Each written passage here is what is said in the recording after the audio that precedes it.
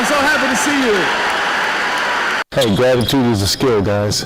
But if you practice, it will give you a joyful life regardless of your circumstances. That's in the air to left field. Good drive for Andujar and gone. Runner goes. Great jump. This pitch is blasted to left. Pham watches, and that's going to fly. A deep shot to left center by Steer. In the air center field. Cruz going back. That's over his head, and that is to the batter's eye. To the shrubbery straight away. Crushed by Marte. A huge 3-run homer, and it's a dirty dozen for the Reds today. Good scrimmage today. I'm very pleased with the progress we've made this week. When we got started there, we went 6 out of the first 7 days to start camp, and things were a little hit and miss. And then, I feel like the latter part of this week and through the scrimmage, we really picked it up, became a sharper football team. No Filter Radio with Alan Cutler, brought to you by Quantrell Auto Group. QuantrellForLife.com. Good afternoon. I'm Alan Cutler, honored and pleased to be with you. More honored and pleased that you're spending part of your day with us, whether it's live, tonight on a podcast, tomorrow morning on a podcast, as our numbers continue to grow. Thank you, thank you, thank you, thank you. Have a fun show. We'll talk maybe a little bit Reds in the monologue. We'll definitely talk Reds with Hal McCoy, the Hall of Famer, my friend. What a lovely man. That'll be at 1 o'clock. Corey Price at 12:30. He's got a new project with an article he's put together about some of the great touchdowns in Kentucky. He'll join us at 12:30. I find this stuff kind of laughable. I'm not being condescending to coaches or fans or anybody. I just find it laughable. So Amar Stewart went on with my buddy Larry Vaught on Sunday and Anthony White. And White and Amar Stewart, they're buds from their time together at Kentucky. And Stewart says, you guys don't know what we have. We know what we have, and we will show you. We don't give a crap. He didn't say crap, but he kind of said worse, but not saying it. He was smart, not saying one of the 7 words that George Carlin said you can't say. You guys don't have any idea what we have, and we're going to show you, and we don't care what you think. Bah, bah, bah, bah, bah, bah, bah, bah, bah, bah. It makes me laugh. It really does. Look, 1, I hope he's right. 2, you don't allow us really in practice. 3, if we did, you're supposed to know a lot more than I do. So I'm good with this. Doesn't bother me. I kind of like it. Let him have a chip in his shoulder. You don't think his players see it? And by the way, a number of assistant coaches with a more calm sense of tone kind of feel the same way. I think Stoops does too, but he's not going to say it. I think it's great. I think it's great we're talking about. We're talking football. How many times did I say I thought this team did a lousy job when it comes to PR, but that's what Mark Stoops wanted to do, and he did what he wanted to do, and he should do what he wanted to do. And as I said many, many, many times, we win 8 games. Who gives a rat's what he did in the summertime? Gave us something to talk about. If he wins 4 games, guess what? Who gives a rat's what he did in the summertime? Because guess what? He only wins 4 games. So it's all hot air. It's okay. It's okay. It really is. I kind of like this spunk. Jimmy, you're a player right now, and you hear your D-line coach come out and say, you don't know what we have. And please, if the players aren't listening to my show or any other show, I'm not anticipating that. But they are on Facebook. TikTok, X, whatever, somewhere in social media. Jimmy, players know. And you're a player right now, and you're strapping it up, make believing you're 20 years younger, and you actually had enough talent to play for Kentucky, okay? Would you love it? Would you like it? Would you, I don't give a grat's. All my coaches backing me up. I mean, what would you think? I feel like it would be mostly indifferent, but then you feel good that your coach is backing you up. You would expect the coach to say that. But I do think he has a point. Like, yeah, factually, the coaches do know what they have more so than the media. That just is what it is. Now, whether it be because the media doesn't go to practice or whatever, but yeah, I would hope every coaching staff knows more of what they have than the media does. That'd be a problem if they didn't. Be a big problem. None of that. There are times coaches get surprised too. Or a player that showed some brightness maybe in August all of a sudden blossoms like crazy. Or a player who shows some brightness in August all of a sudden flops. So they're surprised too.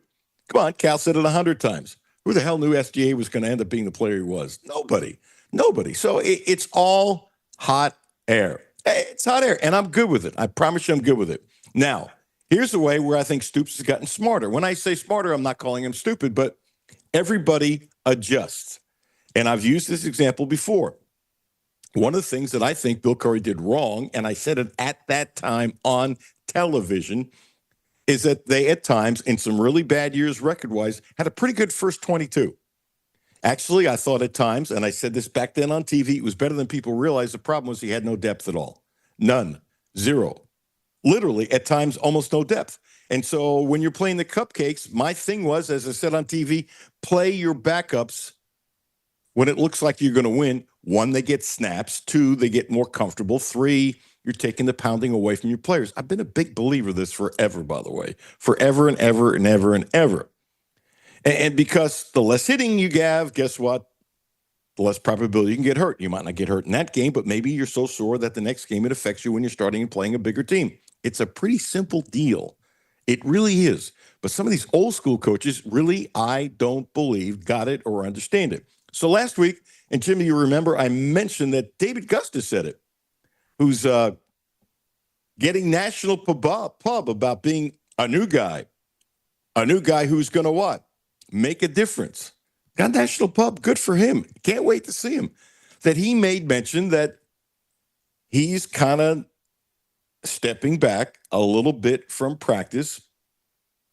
Coaches call because they want him 100% when the season starts for real. That he's done enough hitting. It's not like he's been soft. It's not like he hasn't been practicing, but they've kind of judged he's done enough hitting. He's kind of ready. So therefore, guess what?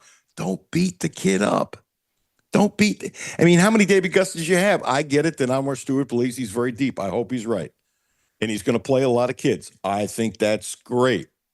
So last week I made a nice mention and made kind of a big deal of the fact I thought it was very smart what Stoops is doing. Aha! There's more. I really like the fact that McCowan and Dowdle, who are going to be the 2 top tailbacks, and I keep on saying they have 4. They have 4.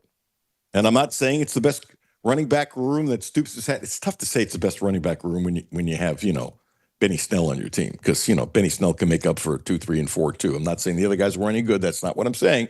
But if you have somebody that's special, but as a room, I really, really like this room a lot. 2 kids who were freshmen last year, kind of took their lumps, kind of as freshmen, showed some really bright spots. They're stronger. They get what they're supposed to do. And I think the Pattersons of the world are going to be better. I just do. And have them as 3 and 4, I think it's exciting, actually. I've been saying that. Okay, so the point is he's resting those 2 guys. He's resting his top 2 tailbacks. I think it's brilliant's too strong. I think it's really smart, by the way. Really smart. 1, it gets reps for the other guys. 2, you get to see what the other guys can do, which is part of 1, not just for their reps, but the coaches. Maybe it helps their confidence. Maybe they get used to running behind the offensive line and how to make cuts and stuff like that. It's all good. It's all really good, and it's all smart. They need to be ready, not now. They need to be ready when it starts for real. That also tells me something else. Stoops is kind of confident that he feels good enough that he doesn't have to beat up these kids, because that's what happens. You beat kids up in August. It's just depending upon how hard you beat them up. That's all it is, how hard you beat them up. I think it's really good. It's another positive sign. So with Anwan Stewart said, you guys know we know what the media is saying. Okay. Anwar, you probably haven't listened to the show. I stick by what I've said.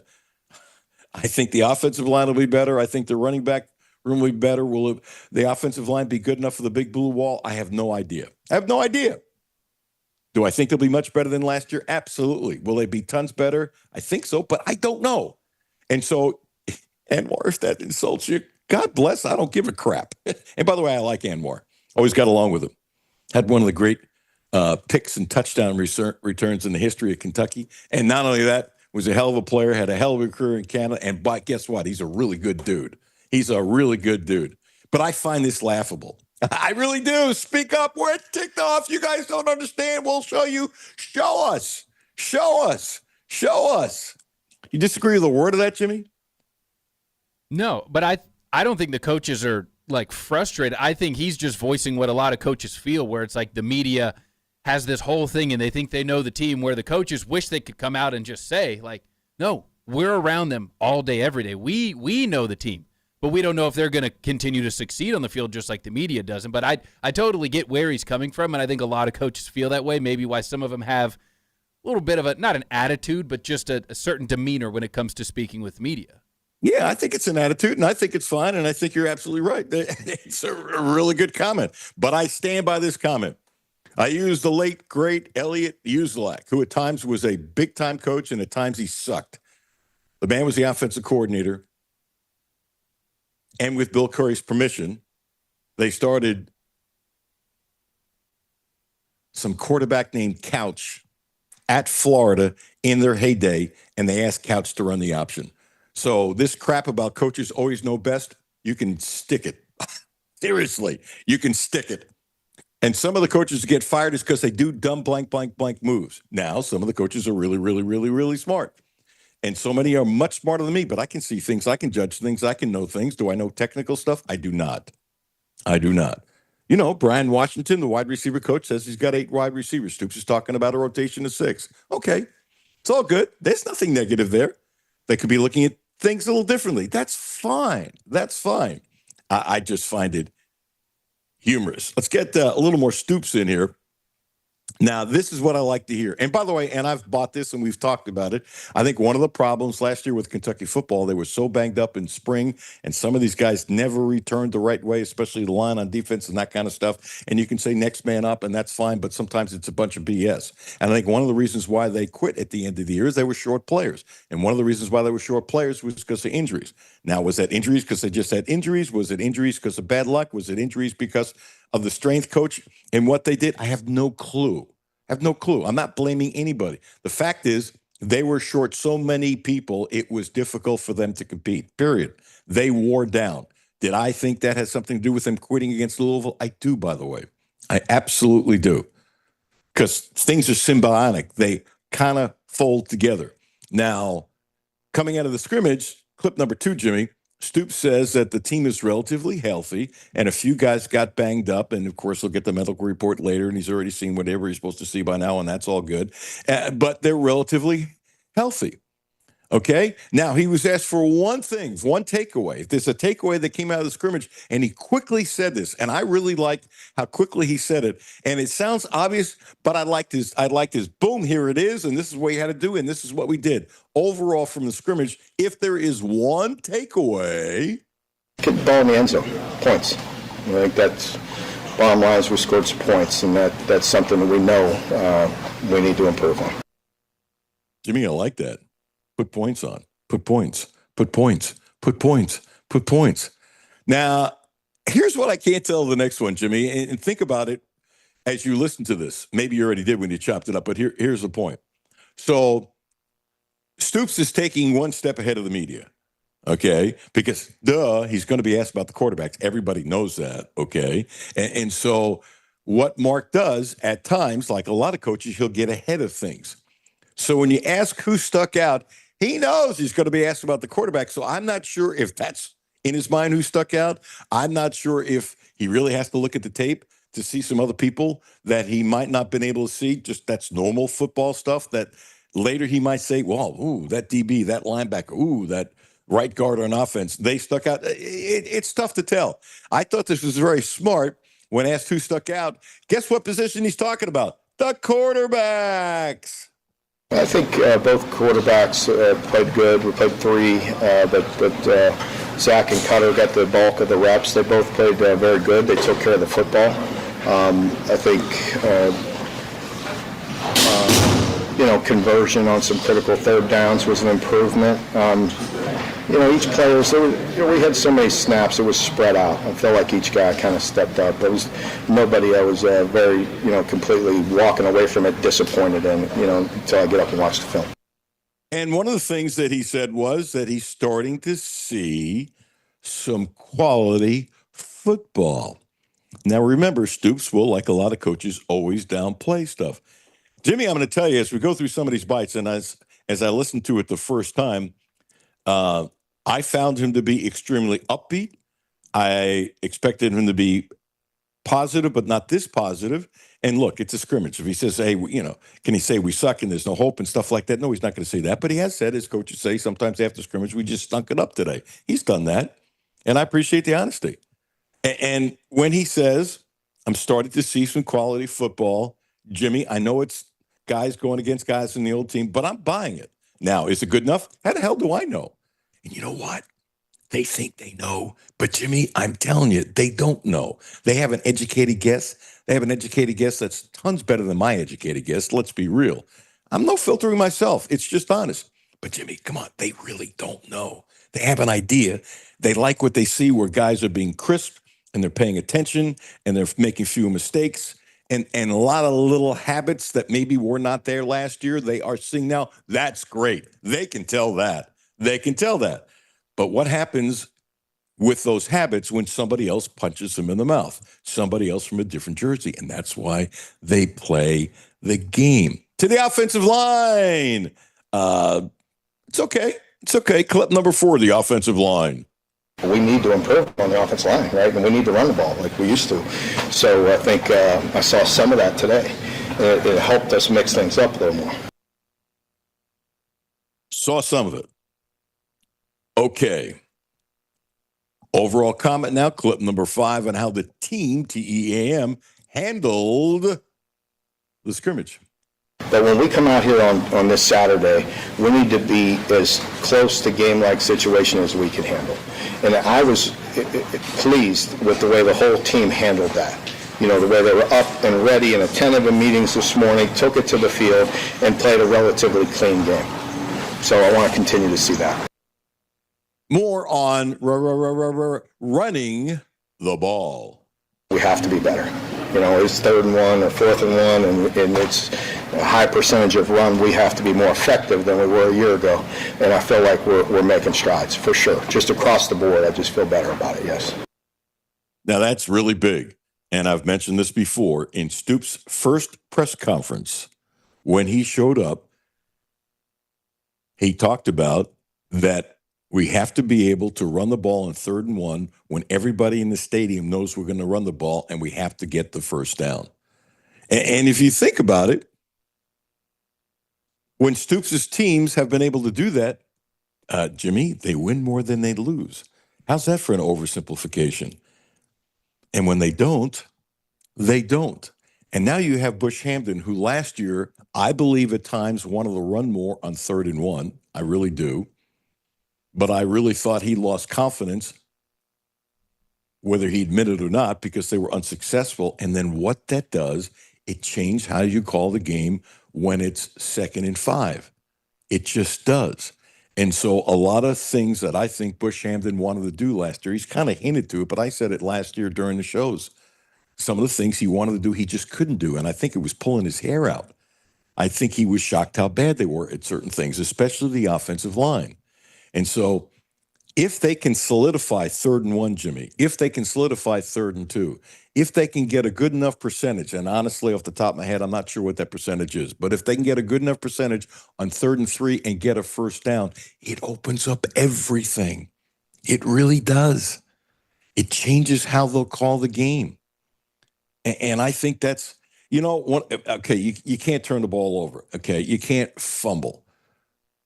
You can't have picks, those kinds of things. That's obvious. But in that next group is how this team does on 3rd and 1 and 3rd and 2. If you look at Stoops' history, it's one of the most important things. And not just for Stoops, a lot of football coaches. But Stoops is a running back coach. He wants to run the ball. Passing is secondary. Enough of this stuff. He's been here 1,000 years. Zebras and stripes and all that kind of stuff, it's not going to change.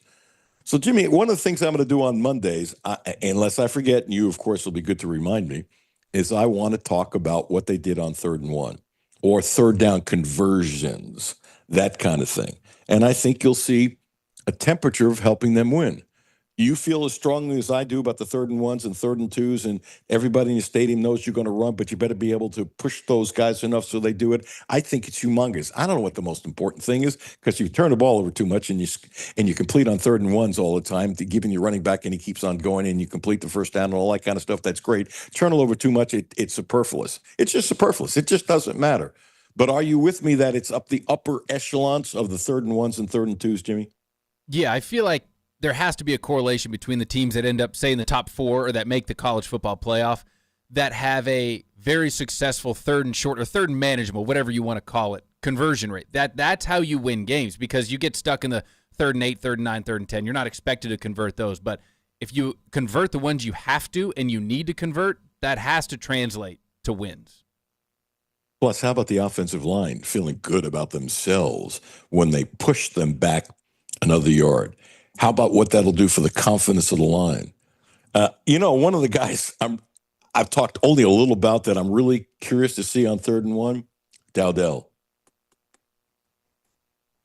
I'm hoping he is what I expect, Jimmy, a load on 3rd and 1. And by the way, McCowan can do it too. But I think that's going to be one of his specialties. And here's the deal. Will they fake sometimes? I would assume, obviously, yes. But, Jimmy, I'm telling you, the other team's not stupid, okay? They know who Dowdell is, okay? They know more about Dowdell than most Kentucky fans is. I'm not ripping. I am telling you they've watched tape. I'm telling you, looking into this stuff. I'm telling you, in game 1, Toledo knows more about Dowdell than you do. I'm going to tell you in game 1, the opposing coach knows more than I do about him. I think I have a very good concept, but I'm not going to watch the tape that those guys do. I'm just saying, they know more than I do. They know more than you do. Don't be insecure about that. It's okay to say that somebody else knows more than you do. It's fine. Something Matt Jones needs to learn about. He hasn't learned that, but that's neither here nor there. Gosh, I enjoyed that. It's true, and he's got great ratings. God bless him. More power to him, but I'm right. I don't think I've ever been wrong about Matt, anything I've said, from the good stuff he's done to the stuff he's just clueless about. Neither here nor there. I'm not making this into a Matt Jones rant. Stuff just comes out of my mouth. Point is this. I can't wait to see Dowdell. When he gets in the game, it's 3rd and 1, unless there's some fake where you're really going to con somebody, and that might happen occasionally. Wouldn't it be nice if the first time Dowdell comes in and Toledo knows he's going to run, and all of a sudden Zach throws a 50-yard pass? Wouldn't that be really cool? Or slant over the middle, which is easy to complete, and all of a sudden there's a fake and the guy goes for 25, 30 yards. Now you've messed up the opponent's head tremendously. Be that as it may, because I love fakes like that in 3rd and down. And 3rd and down fakes happens when you know you can complete the other thing. That's not the point. The point is this. Jimmy, when he comes in the game on 3rd and 1, everybody in the stands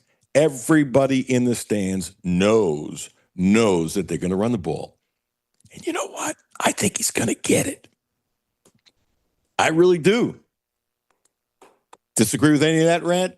Bring it on, brother.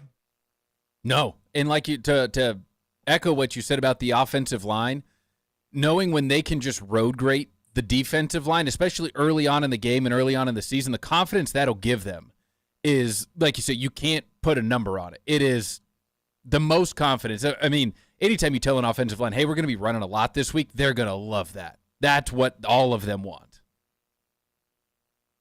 2 points for you, Jimmy. I don't use the expression road rate.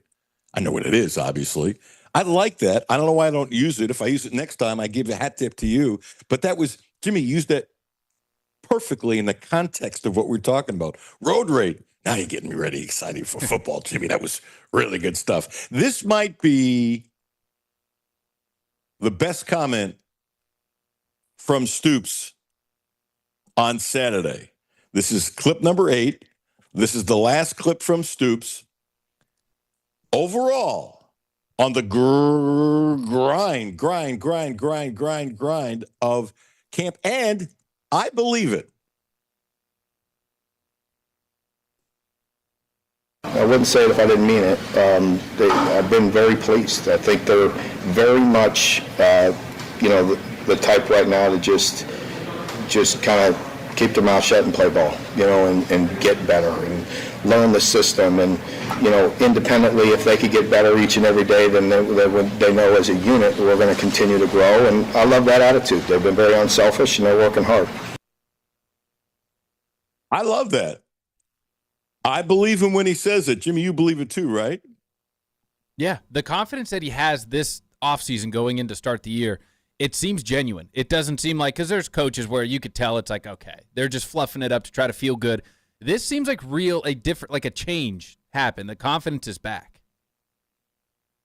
I got to tell you something. How often do I say I'm shocked about something I see? Not too often. Okay. I will bet a cup of coffee you're as shocked as me. You ready for this? Breaking news. Texas is ranked number 1 preseason. That didn't surprise me. I expected that. Okay. I think you did too, the way you're nodding your head. Mm-hmm. I think anybody who listens who follows college football will be surprised that they're ranked number 1. Jimmy, this story came out at 12:07. That is the first time Texas has ever been ranked number 1 in preseason in AP ever. The first time ever. I mean, I've never thought about it, but I would have assumed through the course of time. They haven't won a national championship in 1,000 years, and they live off their reputation and stuff like that. And the days of Dow Royal are gone, although I think Sarkisian ended up being the perfect guy to hire. I really do. With all the things that have happened in his life and his experiences and stuff like that, I think he knows how to handle Texas. I think I expect him to win national championships at Texas. I think he's the perfect guy for the job. And 10 years ago, if you'd have told me, if I would have said that, I would say, take a drug test. Seriously. But he's improved that much. Okay, so Texas is number 1 for the first time. Kentucky's going to face 1, 2, 3, 4, 5, 6 of the top 25 teams. Is that right? It sounds about right. And dear old Boise State is number 25. 25. Game number 2, Ole Miss is 21. Oh, my gosh. Jimmy, Alabama's only number 8. They're only number 8. They're slipping. Oh, my gosh. Alabama is 8. Texas, Penn State, Ohio State, Clemson. Here's a question. I don't have an answer. When is the last time that the highest-ranked SEC team was number 5? I'm serious as a heart attack. Has it happened 2 times in the last 15 years? I'm going to guess no, and it's probably yes. But the temperature is Georgia's the highest-ranked team outside of Texas. Yeah. I don't count Texas yet. They're in the league, okay? Because if Texas was in that other league, I said it that way on purpose, folks. It wasn't a faux pas. If Texas was in that other league, Georgia would be the top-ranked SEC team. I know you can't say that because Texas is number 1. I get it. I did it on purpose. I think it's saying something because, how many years have been since the SEC has won a national championship? 3 years. 3 years. And I tell you what you don't hear in the South. And I tell you what you don't hear on Feinbaum. I listen to Feinbaum in the car. Jimmy, Feinbaum is growing on me. Is there something wrong with me? Maybe that's just, it's getting close to football season. Maybe. You know what? He's got good ratings, too. And he's a very nice man. And I like him, and he's very smart. I guess my frustration with him has always been he's got more personality to display. I mean, real, honest personality, and he doesn't want to put it in the show. And sometimes it drives me crazy. I'm not talking about being a phony. I'm talking about being real. He's a really smart guy. Jimmy, I think he stopped writing before you were born. I don't know if you ever read any of his columns, Jimmy. He was a great columnist. I'm serious. I'd have to go back and look at some names. There certainly weren't 10 better sports columnists in the country during his heyday in Alabama. And I'm not sure there were 5 or 6. He was a wordsmith like crazy. So that's what bothered me. When he got TV, he's fine. But when I see him on radio, listen to him on radio, it's kind of see him on radio. I don't watch him when he's on TV. It's kind of like you have more to give. But you know what? It's working. So different strokes for different strokes. So Texas 1, Georgia 5. Did you already look it up? If you didn't, that's fine. When's the last time the SEC didn't have anybody in the top 4? It's not a big deal. That would be a tough. That's probably been a long time. Yeah. You see why I discounted Texas on purpose. I'm talking about the mainstays. It's kind of like in hockey in the old days when they expanded. It was 6 teams before they expanded. So for a long time, this is when I was into hockey when I was a child. For a long time, it was like the original 6. Like if you were in Boston or the Rangers or Montreal and those kinds of things, it didn't matter if you were Winnipeg. You were considered like an add-on, a second-class citizen, which I thought was baloney. But that's just how it is. Texas ranked number 1 preseason, top 25 for the first time. Amazing. I'm really, really, really surprised. Didn't see this happening. Didn't see it at all, by the way. Didn't see it at all. Corey Price coming up next. Corey's a very interesting man.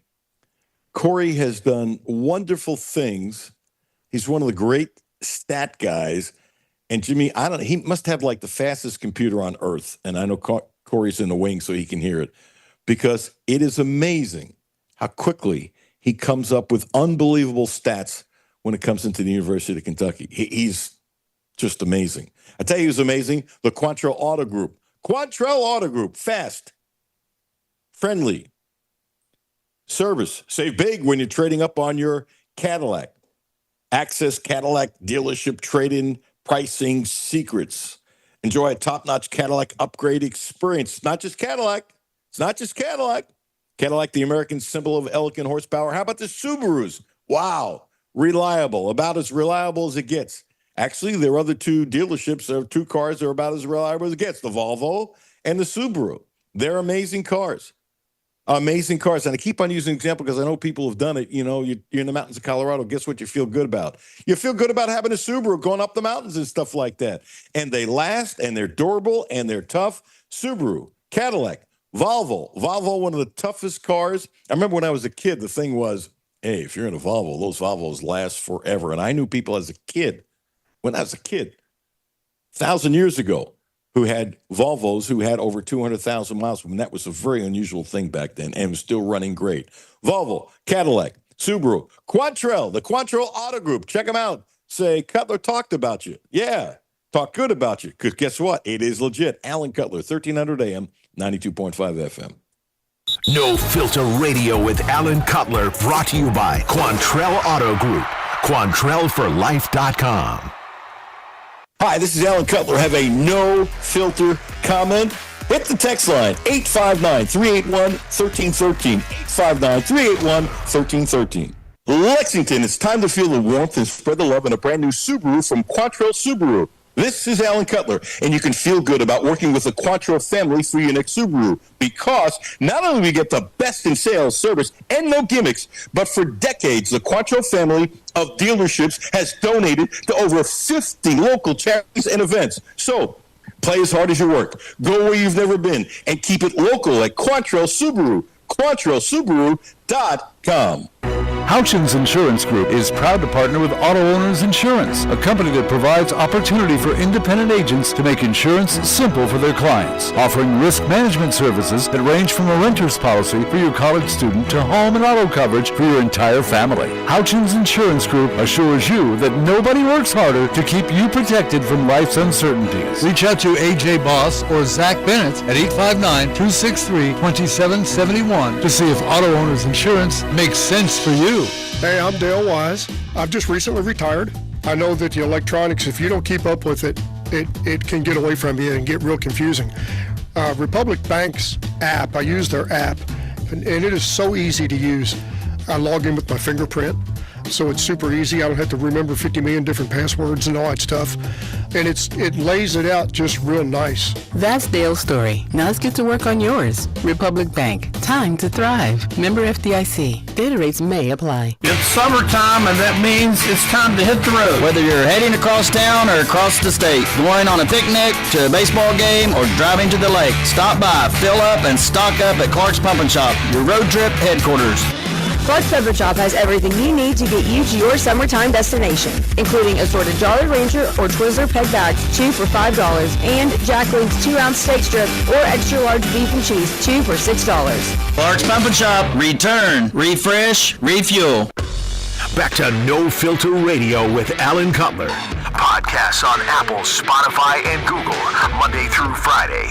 I say the camaraderie we have as a secondary. I feel like all the guys were very unified. We all know each other. Like our second and third year playing with each other with that Ty Bryant, my third playing with you, Jordan Levitt, you got DJ Waller, Teron Nichols played a lot last year. So I feel like we all know each other. We're able to communicate with each other with just simple hand signals. It's just like we kind of have chemistry now.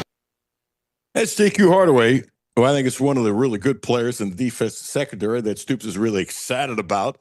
And, if you think about it, with all the transfers and people moving and in and out and stuff like that, one of the quiet things at camp is got a lot of guys been around for a while. And they got a lot of the guys that are really good athletes. And Stoops is quietly really excited about that secondary room. Ladies and gentlemen, without further ado, I get a nice text from Corey Price. And I was guessing he was doing something like this. It's an easy guess. It's a labor of love. And the last one he did was so good. The people who do these things would be nuts not to ask him. They're not nuts, and they ask him, so it's really cool. So he sends me a text that he wrote a piece that'll be in the upcoming Kentucky Football Yearbook, which is terrific.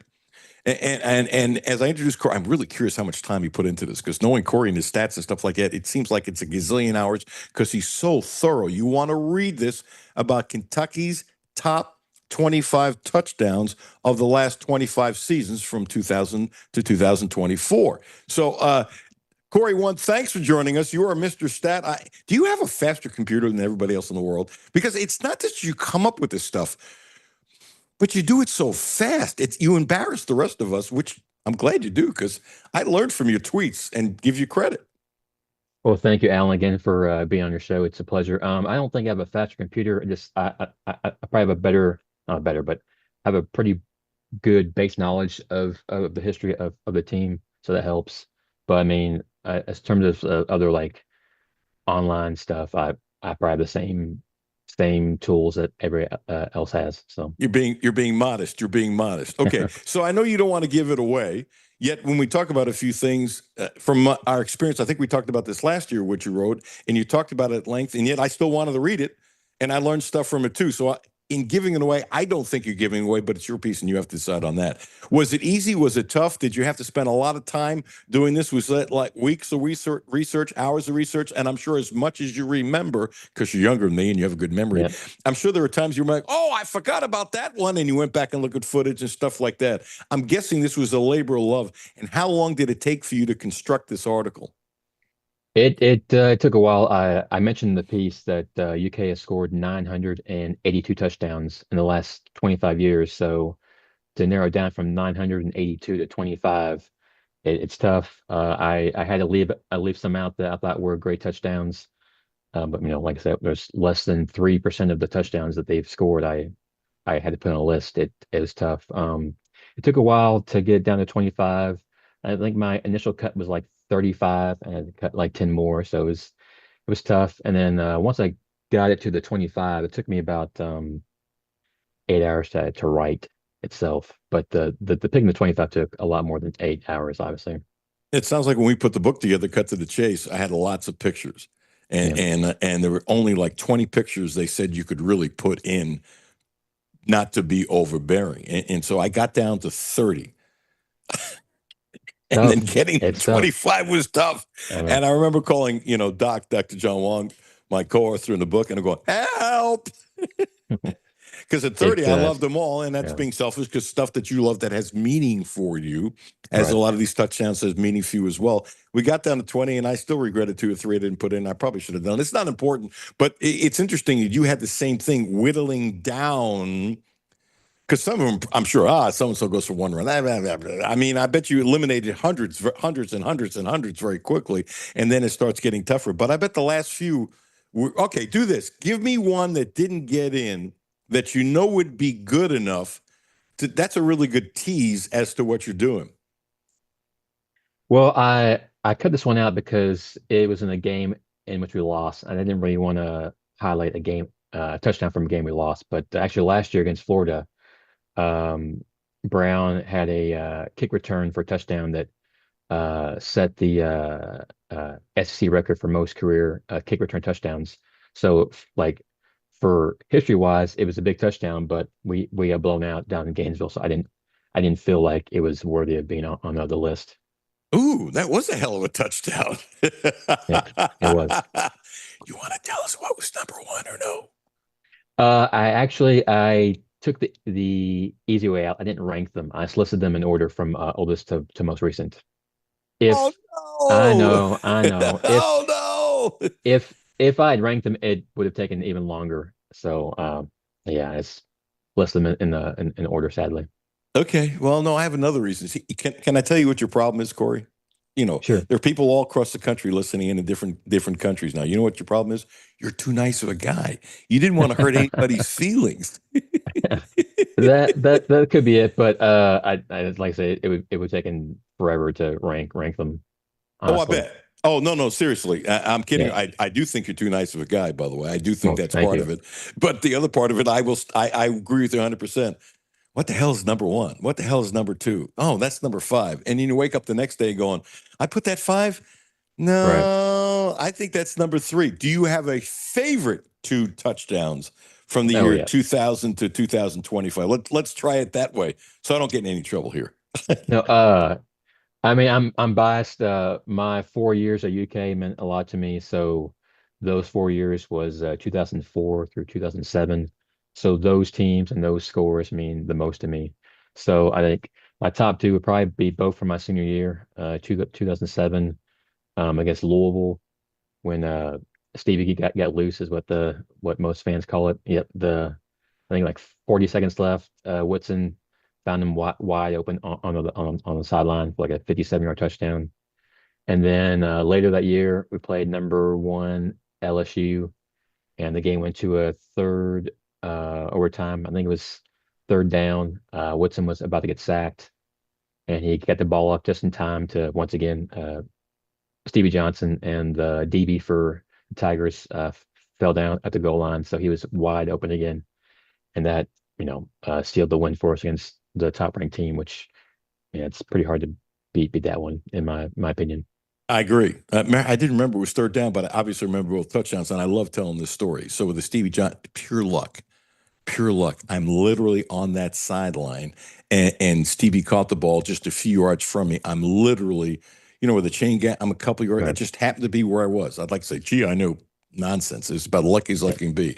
And the ball, it was such a, I can visualize that throw by Woodson.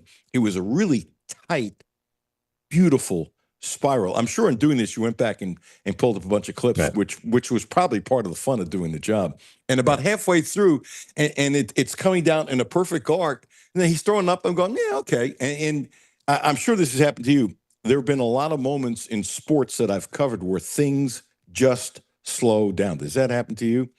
Of course, So as all the ball the time. all the time. I'm sorry for stepping on your Corey. So No, as the ball's coming down, I'm not going to say it seemed like a minute. That's silly. But it did seem like more than a few seconds as the ball's coming down. And not when the ball was at its peak. I'd like to say I was smart enough. I knew it was going to be a perfect pass all the way. No. But about halfway down, it seemed like the ball coming down, I will go, oh, blank, blank, blank. This might work. Yeah, I know. I mean, there have been other perfect passes. Oh, you don't want to hear this. I got your thing for next year. Okay. The most perfect passes in the history of Kentucky football. Yeah. That'll drive you nuts. But that was literally a perfect pass and perfect catch. And thank God he caught it. Oh yeah. I mean, just and plus, just being from Louisville, that game means so much to me. And prior to that year, I think Louisville won 7 of the last 8 games, so they had dominated the game. So I wanted a win real bad against Louisville my last year at UK, and for it to end like that is just special. Corey Price, kind enough to join us for a couple minutes. In the Kentucky Football Yearbook, you want to read this. He's got Kentucky's top 25 touchdowns of the last 25 years. So being a kid from Louisville, as you grew up and stuff like that, I'm assuming you've been a die-hard Kentucky fan your whole life. Do you take crap from Louisville fans? Because you got to have friends growing up that were Louisville fans. Oh, It's yeah. not possible, right? It's daily. I mean, my whole Daily? family are pretty close. Yeah. I mean, my whole family are Cards fans. Like I said, most of my best friends are Cards fans. I work with Cards fans. I went to school with Cards fans. So I was surrounded by red, sadly, but it's always sadly. but it's always a lot of fun when we win. So like last year was a sour taste in my mouth. So I'm hoping they can turn around this year, hopefully. Did you feel like you were part of the enemy? If you had that many people where you grew up, your family and friends, were you in the minority that big? Well, I guess my dad was a UK fan, and then one of my brothers attended Louisville, so he kind of became partial. It's like half UK, half U of L. But no, I didn't feel like I was part of the enemy because I had some friends. It wasn't the majority. I had some friends that were also Cats fans, so I didn't feel like I was alone at all. Now, you're an optimistic guy, at least in my dealing with you. You're going to predict 10 wins. Seriously, what do you feel about the season? My heart wants to say I hope we get to 6 wins and get to a bowl. We got in this bowl drought. I'm not sure what my head thinks. My head with the schedule, the AP top 25 just came out, and we're facing 6 in the preseason top 25. Toledo's not going to be a cupcake. They're probably going to be the best team in the MAC. I saw Tennessee Tech is ranked in the top 25 in the FCS poll. So they're not going to be a breeze either. So my heart's at 6-6. My head's probably going for probably 5-7. Peter Burns of ESPN just put this out. Let me throw this at you, okay? LSU, Oklahoma, Florida, Mississippi State all have top 25 teams on their schedule. 7, more than Penn State 3 and Indiana 3, and they play a combined 6. Let me repeat. LSU, Oklahoma, Florida, Mississippi State all have more than top 25 teams on the schedule. 7, that's 7 each. Then Penn State and Indiana, who play 3 each, a combined 6. So I think that's another thing about the Big Ten. But you know what? You'll know this off the top of your head. When's the last time the SEC? I'm putting you on the spot, Corey. If you don't have it, it's all good. Can I put you on the spot, dude? Sure, of course. When's the last time that the SEC has gone 3 years without winning a national championship? For it to be the mid 90s. I think 95, I think was Nebraska. I think 90, 92, 93, 94, probably, I would say. Oh my gosh. Okay, Jimmy, do me a favor. It's not that I don't believe him. This is more to brag on how smart Corey is. Would you do me a favor, please? Would you be kind enough to look at the last 30 years, put up a list of the national championships? See the last time, Corey. I'm already bowing to you because I'm assuming you're right because you're so right. See, it's not the computer that's faster. Your computer's in your head. That's what it is. Do you memorize? Do you have a photographic memory, dude? I think a little bit. I don't know. I care about it a lot. I don't know. I'm just passionate about it. I'm going to say it's either 92 to 94, maybe 93 to 95 is probably the last time. The point being, you're saying it's early to mid 90s, the last time the Southeastern Conference, in your humble opinion, didn't win 3 years, without winning a national championship. Jimmy's looking. See, we're doing this on Zoom, and he said 1 second, but when his head looks a certain way, I know he's really looking it up. When his head's down, I know he's either on Twitter or checking a message or that kind of stuff. So it looks like in 98, Tennessee won it. Then 99 was Florida State, 2000, Oklahoma, then Miami, then Ohio State again, and then LSU, Southern California in 2003. That looks like that's like USC. 4 years. So that So it would have been late, early 2000s. Even still, Corey, that's amazing. And Jimmy, throw your 2 cents in. Don't you think that's amazing too? Yeah, just the fact that he knew that from the mid 90s. I mean, that's incredible work off the top of your head too. Yes. If I asked Corey what I ate for dinner last night and we weren't together, and if he knows, Corey, you're going to scare the blank out of me. No, that's really impressive. So the Big Ten is really throwing their chest out and bragging, and so they can legitimately brag when anybody likes it down south or not, because they won the last 2 national championships in a row. But that to me doesn't mean that it's a better league top to bottom. And would you then venture to say it's easier to get in the playoffs if you're from the Big Ten? Oh, of course. And I think also the ACC took some shots at the SEC during their preseason coaches media stuff. I think coach for SMU Yeah. said that top to bottom he didn't think the our conference was that deep, and I mean I will politely disagree with him. I think By the way, the he played in the SEC and coached in the SEC for a long time, and I think he did it to help him recruit. probably, but I think we're all entitled to our opinion, even when it's wrong. But yeah, uh, and Too nice. there's no debate. The SEC, it's like minor league pro football, pretty much, essentially. There's no question about it. Yeah, you won't say it, so I will. I said at the time it was a dumbass opinion. He's a smart guy. He's a hell Yeah, of a coach. He really is. And yeah. it wouldn't surprise me if he ends up coaching in the SEC, which would be ironic in itself. Can you imagine the first question in any of you? Well, now that you're in the league, that's not as good as the league you came from. What do you think? The problem with him is people don't forget. So yeah, if Yeah. he's ever back, he'll hear about it. Look, I've made this mistake too, Corey, so I'm not trying to play holding now, but sometimes you say something and you don't realize, and I really, really, really, really try to be conscious of this. Coaches are not conscious of this, and I think Stoops is very conscious of it. Sometimes he clams up too much when he shouldn't.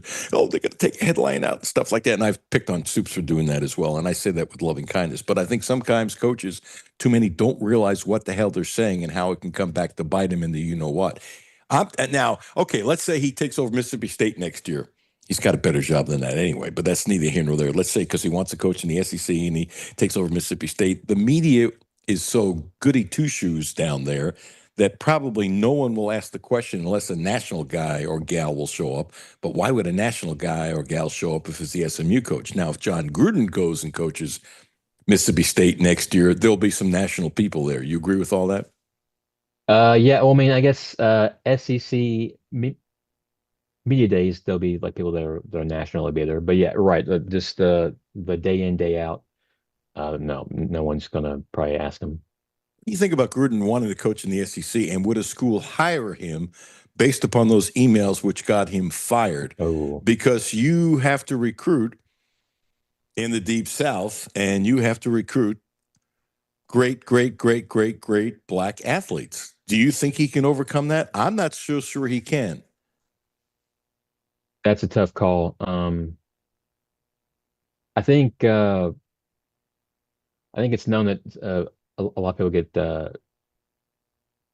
second chances, and I think enough time has passed since then that I think a school, if they are in need of a quality coach, I think they will take a chance. And if he is getting the chance, I think he'd do well. I think he would do well too, and everybody deserves a second chance.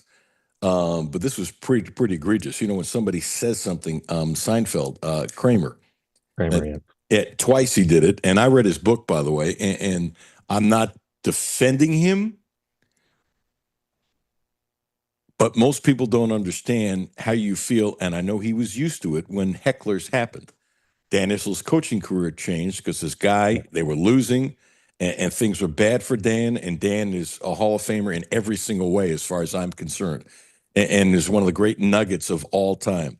But it was on a down time for him as coach as general manager, and this guy was blasting him nonstop for the whole game, and he turned around and said something that he knows he shouldn't have said, but that was the excuse for firing him. And Right. that one moment isn't, I believe, Dan Issel. I think that one moment was out of frustration where anybody could have done that, and I thought it was pretty blank that they got rid of him because I think they were trying to anyway.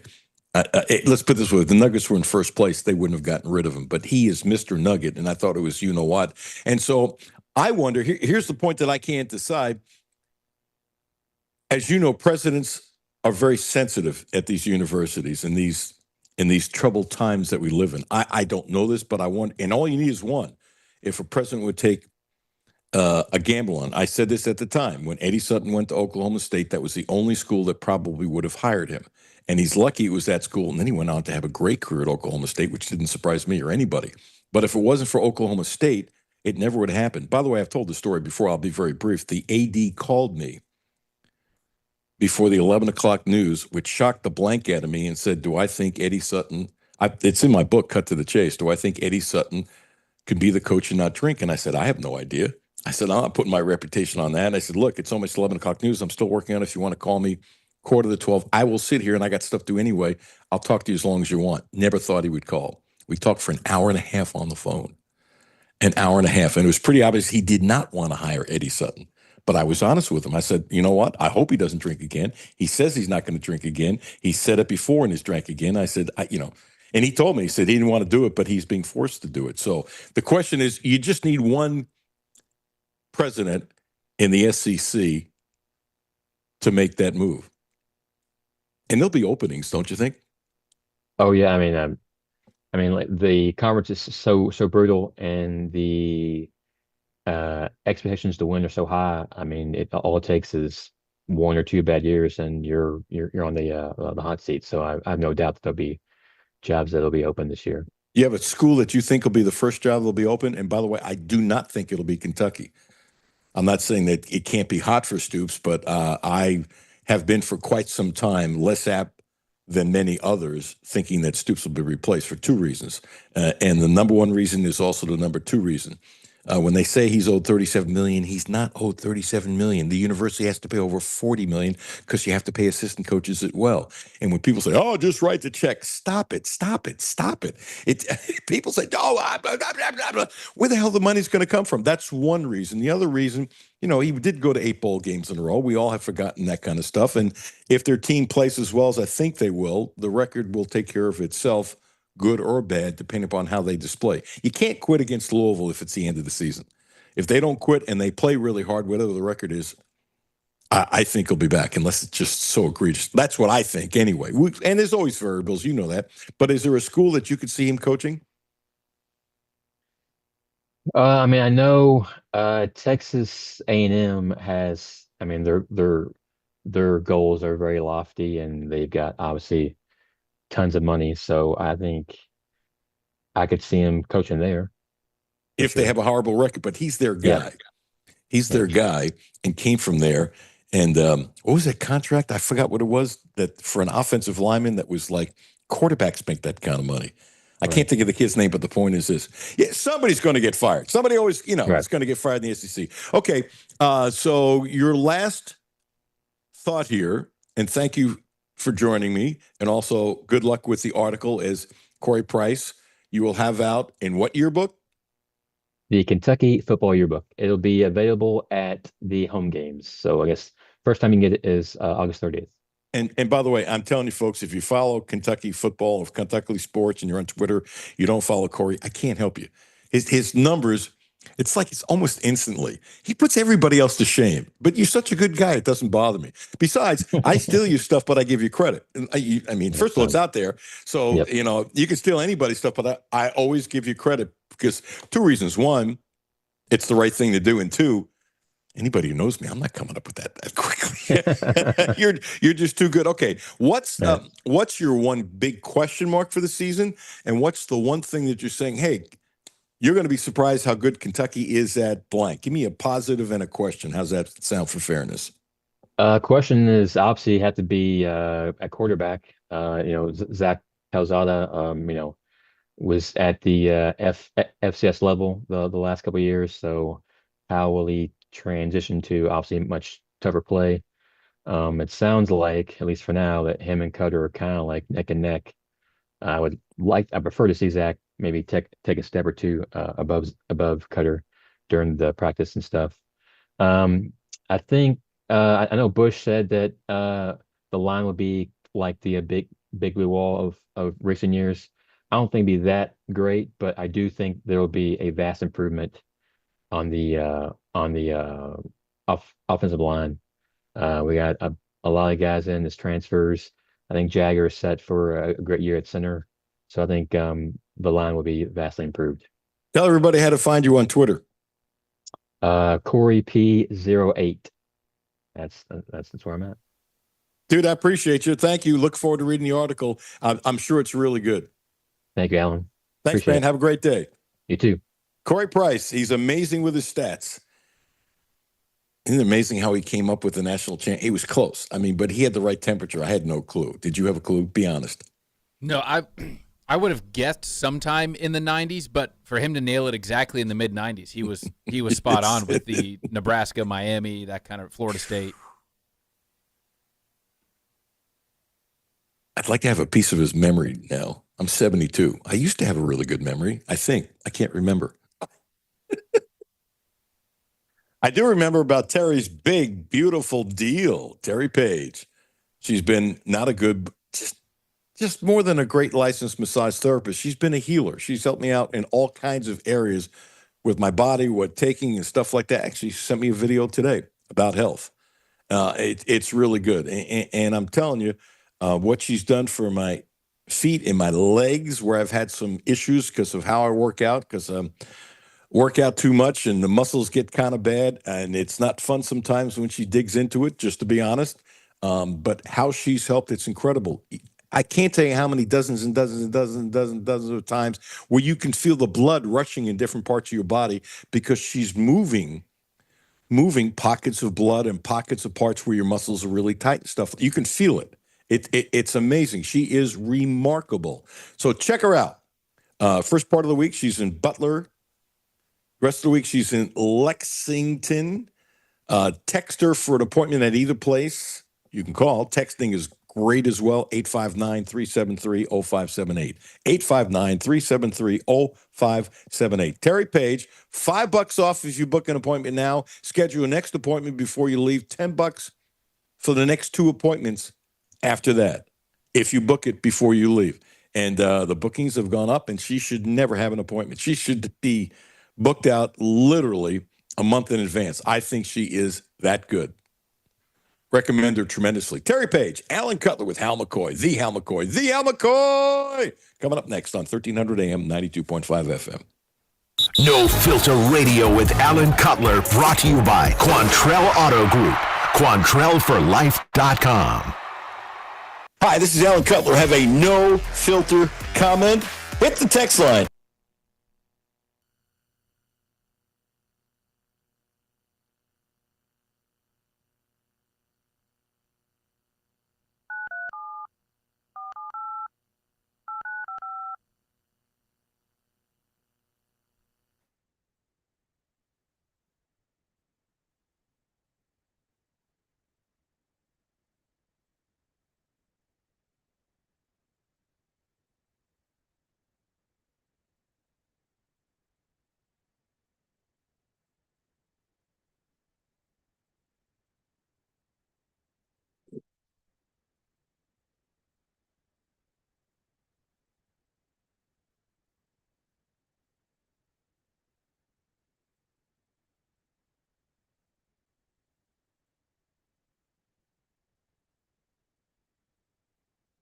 So, play as hard as you work. Go where you've never been and keep it local. QuantrellSubaru.com. Houchins Insurance Group is proud to partner with Auto Owners Insurance, a company that provides opportunity for independent agents to make insurance simple for their clients, offering risk management services that range from a renter's policy for your college student to home and auto coverage for your entire family. Houchins Insurance Group assures you that nobody works harder to keep you protected from life's uncertainties. Reach out to AJ Boss or Zach Bennett at 859-263-2771 to see if Auto Owners Insurance makes sense for you. Hey, I'm Dale Wise. I've just recently retired. I know that the electronics, if you don't keep up with it, it can get away from you and get real confusing. Republic Bank's app, I use their app, and it is so easy to use. I log in with my fingerprint, so it's super easy. I don't have to remember 50 million different passwords and all that stuff.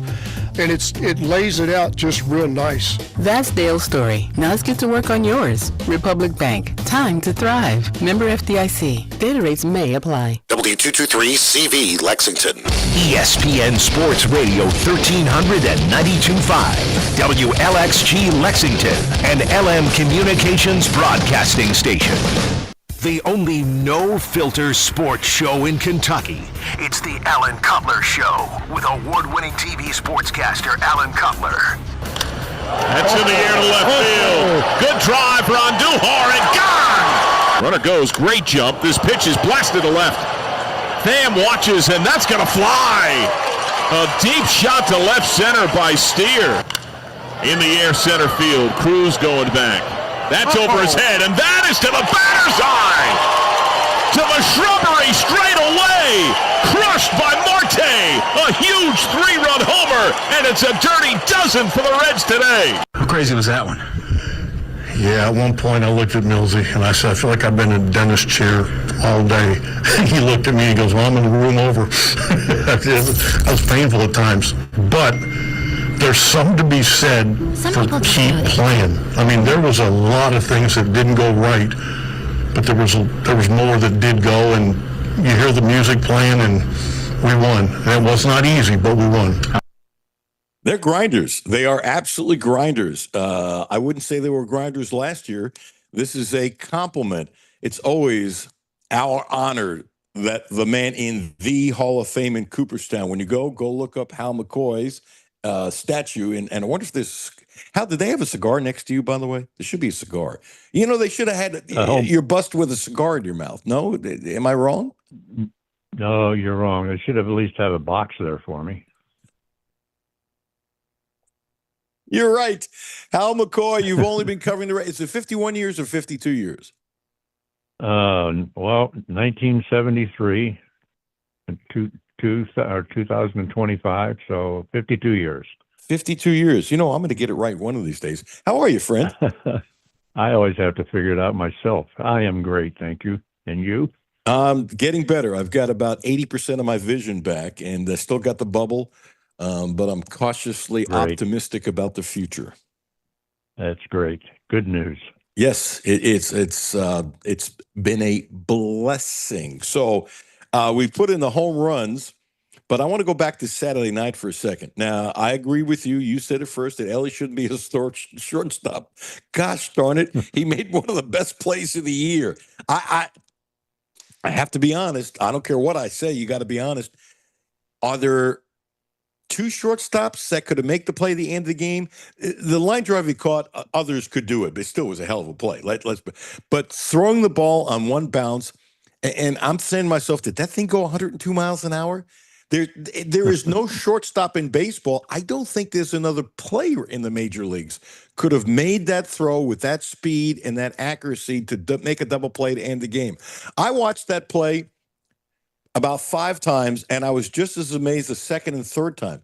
That was unbelievable. I'm not saying that the best plays in baseball this year have been that young center fielder for the A's going over the wall, in my opinion. But neither here nor there. But that has to be up there with some of the best plays this year to end the game.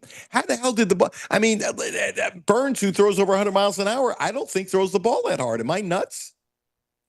No, you're absolutely correct, and he does make spectacular plays. He's made many more than that, but he also screws up routine plays, and he still leads the league in errors.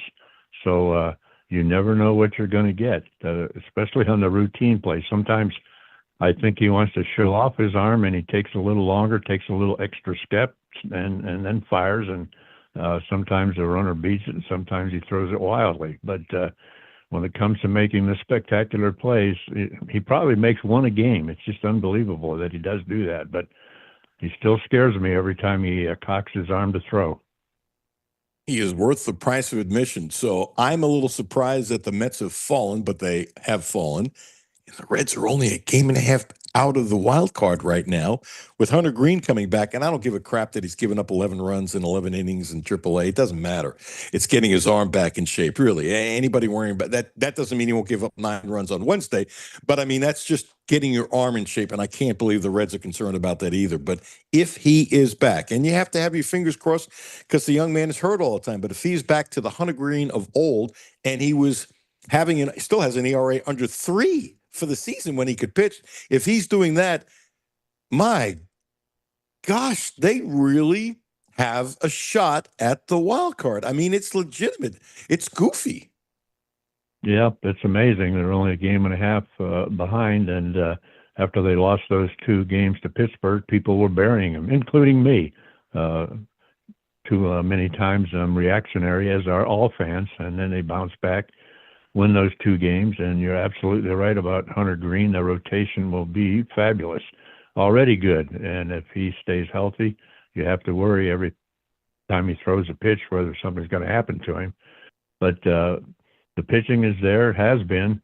I still worry a little bit about the offense. I mean, there have been 40 games this year when they scored 2 or less runs. That's 1/3 of the games they played. I think they're 5-35 in those games. But you never know when they're going to erupt. They do it every once in a while, but not often enough. I was very happy. I don't know if Tito reads my blog, but a couple of days ago I said you got to get Austin Hayes out of the cleanup spot, and you got to drop McLean out of the number 2 spot. Well, he put Andujar in the cleanup spot and gave McLean a couple of days off. So we shall see what happens. It's positive, that's for sure. If they only play Andujar against lefties and bat him cleanup, I'm good at it for 2 reasons. One, as you know, he hits lefties ferociously. And 2, because he hits lefties so well, he'll increase his confidence tremendously. I'm good with sticking him at cleanup only against lefties. My thing is Marte, my guy, they're finally moving him up in the lineup. Finally, he can hit. He can hit. He's got to be no less than 6th. And I'm not sure I wouldn't put him 5th and Hayes 6th, because I think Hayes has felt the pressure of being a cleanup guy because he's never been a cleanup guy. And I really believe this, Hal. You've only done this for 52 years, so you're kind of new at this. So I really believe sometimes when you put a guy in a spot, let me try it this way. There are certain athletes and human beings at times where you put them in a position where they're not comfortable.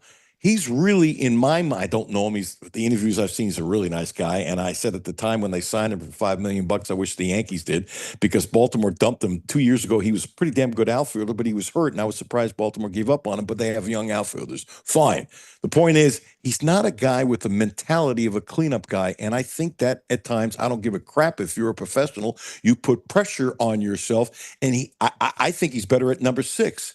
So when you said get him out of the four hole, I'm reading the column, having coffee the other morning, and going, "Go Hal, go Hal." Well, you mentioned Andujar. That's exactly what they got him for, to hit against left-handers. But Tito has stuck him in 2 games against right-handers, and he got hits. He got on base. I'm not so sure that the way he's hitting, that leave him there even against right-handers. And if not, I'm not averse to putting Marte at cleanup. I mean, I don't know. He seems like he can withstand the pressure. He's done it moving to right field. That's taken the pressure off of him playing at third base. And I don't know if batting cleanup would be too much pressure on him. But as you said, the guy can flat out hit. Everything he hits is hard. And anybody but Hayes right now. But I'm comfortable with Andujar or Marte, 4th or 5th, get somebody to protect Ellie De La Cruz. Absolutely. I have no trouble if they put Marte in cleanup. I don't have numbers in front of me, but as I recall, because I followed Andujar because he's, Yankee in Pittsburgh and Oakland and bounced around. I still call him Oakland, the A's, and bouncing around. As I recall off my memory, he has started a lot of places where he's gone off very well, and then he cools off. Right. I really believe that's his MO without looking at numbers, just from watching him. And so you're right. Tito put him in against a couple right-handers, and while he's hot, absolutely do it. Not a very good fielder, but neither here nor there. He's not as bad. Right. Well, he can't make LA spectacular plays, but he's not much better making the routine plays, and he's got no range at either third base or right field. He's really a DH. He's a DH, absolutely. But the point is, with him, he's cooled off so many other places. I think he's the kind of guy that once he gets cold, he gets really cold. Maybe it'll be different this time. I don't know. But you ride a guy when he's hot. Tito likes to ride the hot hand.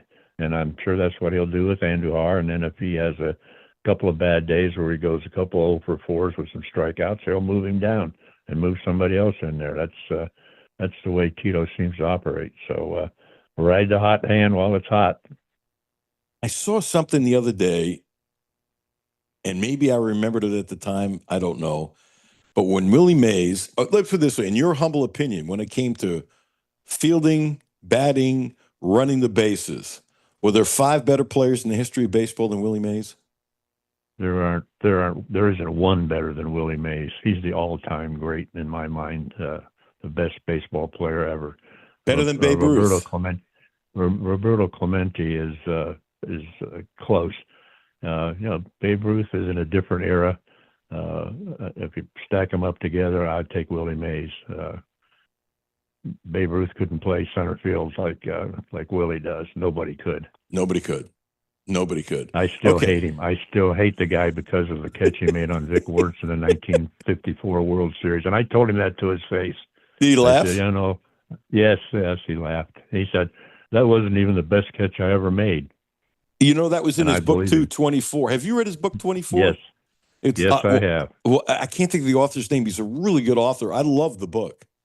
Absolutely love the book. And the Boston Red Sox. The Boston Red Sox saying they didn't like him because he couldn't hit a curveball, and Willie said, I couldn't hit a curveball then, but I learned. Yeah, they didn't like him because of the color of his skin. Amen. Amen. Amen. Amen. Amen. Yep. And the first few African Americans they signed should have been everyday players, and they would only sneak them in every now and then. Yeah, Pumpkin Green. Jimmy's got it. Thank you, Jimmy. John Shea. And he wrote something else, John Shea. Thank you, Jimmy. Wrote the 24. He wrote something else that I read that was also really good. Yeah, it just came out recently about managers. No, I'm sorry. That's Scott Miller. Yeah, John Shea is a good friend of mine. Works for the San Francisco Chronicle, and he wrote 24. I'd love to have him on the show. I'm going to work on that. I will. If you can help, I can get his phone number. I will see if I can get his phone number for you. God bless you. Okay, so now Go ahead, Al. I'm sorry. I was just going to say he would love to be on the show. I'm sure. Okay, you'll tell him about my love of baseball and that I've read his books. That usually works. It's all true. I'll even tell him that you're a big Yankee fan, and I don't think he'll hold that against you. I appreciate your no filtering me. So the point to bring about Billy Mays, I saw this and I'm freaking out. So when he got it in 79, he only got 94.9% of the votes. Of 422 votes, he only got 408. If this were today, the media would be going crazy. I'm assuming it did back then. I was in Boise, Idaho doing TV. I don't remember if I put it on TV or not. I have no idea. It would have been a wire copy story, and I did some national wire copy stories, but mostly it was stuff, in Idaho and stuff like that. That is anybody who didn't vote for Willie Mays should lose their vote. It makes all these baseball writers look stupid when you don't vote him in. It happened time and time again, and there were back in the day some writers who would not vote for anybody on the first ballot. For some reason, they would say a player doesn't deserve to go on the first ballot. Incredible, absolutely incredible that anybody would do that. You're absolutely right. But, as far as the media roasting somebody like that, back when Steve Carlton won 27 games for the last placed Philadelphia Phillies and got every Cy Young vote but one, I was the one who didn't vote for him. I voted for Dodger pitcher, also pitched he beat the Reds 5 times that year. So I voted for him, Jerry Royce. But of course, I was roasted, and rightfully so. That I probably should have voted for Carlton, but I just was so impressed with Jerry Royce that I voted for him. Wow. This show's turned into True Confessions. Absolutely. Okay, unfiltered. No filter, unfiltered. Okay, let me throw this at you. I laughed at this. Let's see if you laughed. I think it was one of the Reds blogs. I'm not hiding it. I can't remember which one I read it, but the headline, and I get they're looking for a story. I get it. I got no problem. But the headline says, upcoming Emilio Pagan decision might be harder than it should be for the Reds. And I'm going, no. And if I'm wrong, I'll rip myself like crazy. So I think he's in the finishing up a 2-year, $15 million contract. I think it was 7 the first year, 8 the next year. And they're saying to pay him next year, he's done a hell of a job. He's been better than I thought he would. So, and he's tough and he takes the ball when he's tired and all that kind of stuff, that it would cost like Martinez money, over $20 million to keep him. And I'm going, it's not 100 to 1 they're going to keep him. It's not a decision that harder than it should be for the Reds. There's no decision. They are not going to pay him over $20 million to be the closer. There's not 100 to 1 on that. I like my mustache. I don't want to say I'll shave my mustache, but there's no way they're going to pay him over $20 million next year. Whoever wrote this, and I didn't write it down on purpose, I really didn't on purpose. I didn't want to rip him. I think it's a young person looking for a story. This is stupid. There's not a shot in hell he's going to be on the team next year. That's a reactionary story, and you're absolutely right. No, he's going by what he's seeing right now, but he's not taking into the account that it's the Cincinnati Reds, and they are not going to pay that kind of money for a relief pitcher. It's just not going to happen. He will be on his way, and they will find somebody else at a cheaper rate. Yeah, but he covers the Reds, so that shows you it's a dumb blank thing. I'm not going to use the word. It's not. I don't feel strong enough to use the word that starts with an A. But it just, I look at this stuff and I'm going, people who write stuff like that give other people a bad name. Did you come up with this stat when Paul Skeens gets 3 runs or more, the Pirates are 15-0? Yes. Isn't that amazing? Stupefying, actually. Stupefying. Yes, I wrote that in my last blog. Oh, that was absolutely unequivocally amazing. All right, I got one I know you can agree with. There's a picture of Joe Torre, and he goes, I'm not crazy about the analytics. The game is so much about feel. Here's my theory, and I'm going to shut up and not step on you. I really believe that the geniuses from the Ivy League school who think they're smarter than people who, like Joe Torre, who played the game, managed the game, have a feel for a game, understand people, understand who's sore, those kinds of things. I think they don't respect the Joe Torres of the world. They have taken over baseball. Not every manager is good at feels, but a lot of them are really good at it. And now you have managers who are hesitating to make moves because it's against the stats, but they feel how it should be. And I think the game is about feel. I know you feel that way as well. And the stat stuff is driving me out of my mind. Instead of, if you don't trust the guy, look, some decisions are going to be wrong. That happens all the time. You can make the right decision, that's right. You can make the right decision, that's wrong. You can make the wrong decision, that's right.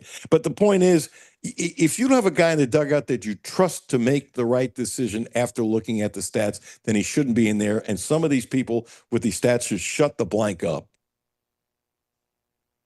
No doubt about it. You are saying everything that I have been saying for a long, long time. Baseball is played by human beings with hearts and souls, and numbers can do a little bit, but they can't do everything, and they're ruining the game. I mean, you have a organization like Tampa Bay, which a pitcher is going to pitch no more than 6 innings. He's not going to go see the lineup for the 3rd time, no matter who it is. I mean, they take a guy out pitching a 2-hit shutout because he's faced the lineup twice time, so he's not going to go anymore. That's ridiculous to me. I was surprised that Kelly of the Pirates took the kid out that he took out yesterday. He had retired 7 guys in a row. At the end of the 6th inning, he took him out, brought in that guy who gave up 5 runs right away. It's just amazing that they do this, and you see it time and time again, and it never happened in the good old days. You know, I wonder, I don't know Kelly from a hole in the wine. I mean, I know who he is, and I've read about him. You probably know him, but my point is he's now making the decisions so that you can take some of the stuff out the window. It's one thing if you're sitting in the 2nd seat. When you're in the 1st seat, it's a different kind of pressure you have to get used to. But I wonder if guys like that are going against their gut because they want to keep their job, and he wants the interim tag taken off, and he wants to be the skipper next year. And if he goes against the stats, then the people upstairs will tell the general manager, who should have been fired a long time ago, but that's neither here nor there. You know, we can't really trust this guy because he doesn't go by the numbers. And I wonder if guys like that are worried about their fannies instead of doing what they think is the right thing to do, and they're afraid to do the right thing to do because it might not turn out right. No doubt about it. No, I can go back as far as even before analytics when Dave Miley, a very good friend of mine, was managing the Reds. and he kept making decisions that I thought were very curious. And one time I asked him about it, and he said, well, this is what the front office wants. I said, Dave, you better manage the way you feel to win games or you're going to lose your job. And he got fired shortly thereafter because he was trying to do what the front office did instead of managing the way he did in the minors. And he was a hell of a manager in the minors, and finally got his shot with the Reds and tried to manage the way the front office wanted him to manage, and he lost his job. You know, I wonder what happens in the interview if he said, if you really don't trust me to do the job, you shouldn't hire me. Would he not have gotten the job? Probably would not have. He wanted the job so bad he was willing to do what they wanted him to do. When you sell your soul and you turn it to something that you're not, what got you there gets you out of there. Yes. I just made that expression up. That's pretty good for me. That's good. That is what got good. you there that gets you good. out of there. I'm going to write that down. Right. Write that down. I may steal that from you. Oh, please. I'd be honored. You don't have to give me credit. If I see it when your columns, I read your column every day. If I see it when your column, go, oh, I love Hal. Okay, I read something in one of the, I don't remember where, and if this is true, I have a totally different outlook on the trade that got Hayes. So I've said this, the defense is great. I'm a big defensive guy, and I don't want to sound like a hypocrite, but when you're spending $16 million on a guy that's batting ninth, it just bothers me. It just gives, and you got to pay him for years that way. And the Stewart guy in AAA, I'm waiting for them to move him to another position because the guy hits and he's got to play somewhere, and I don't know where the hell he's going to play. It's not going to be first. Stewart's got first. It's not going to be right. I think Marte's got that. Not going to be center. It's not going to be left. They're not going to get rid of McClain, and they shouldn't. I don't know where the hell the guy's going to play. I really don't. And so I don't. The trade baffles me. But here's my thing that I read. You tell me if this is true. That Hayes front loaded his contract, and it isn't $16 million a year, but it's only $7.5 million per year because he got a lot of money up front. Is that true? Yes, that is true. That is true. I don't know the exact figures, but yes, I read that in a Pittsburgh paper when the trade was made. Okay, I don't remember where I read it. Then you know what? Then I love the trade because for $7.5 million, if he hits 220 and drives in only you and me, it's worth it because the defense is worth $7.5 million a year. Actually, I think it's a hell of a trade at $7.5 million a year. And I understand they're cheap, but you also try to put value on players when you play this game of loving baseball. And so move Stewart somewhere. But so do you like the trade because of the $7.5 million, or did you like the trade even at $16 million? I'm not sure I really like the trade. I mean, I love the guys playing defense, and the Reds are trying to emphasize defense, but he's almost an automatic out. But so are a lot of guys these days. So who knows? He's made so many great plays already, and it shows how he can play third base and save runs. So that's worth it. So yeah, I guess I am not against the trade. I think I like your way of putting. I'm not against the trade. Okay, so Right. help me with this. This is common sense.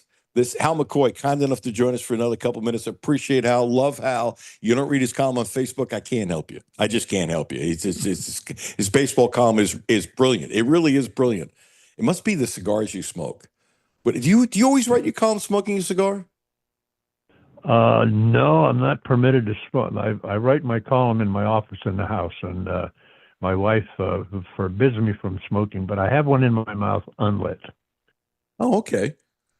Okay, Yeah, like I smoke you're my like cigars in the man cave. Okay, so you're like Seth Curry, who's got to chew on the mouthpiece. Otherwise, you can't hit shots. Yes. You have to have a cigar in your mouth. Otherwise, you can't write. Yes, Could you write that's a? right. It's either in my mouth or next to my laptop. Okay. Within quick reach. Could you write your column if there wasn't a cigar either in your mouth or in quick reach? It wouldn't feel right, would it? Yeah, we weren't permitted to smoke in press boxes. So when I was still covering games in the press box, I had an unlit cigar to stick in my mouth, usually.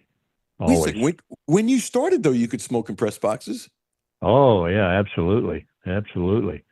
I mean, the press box was a smoke-filled room. Everybody smoked back in the day. Back in the good old days.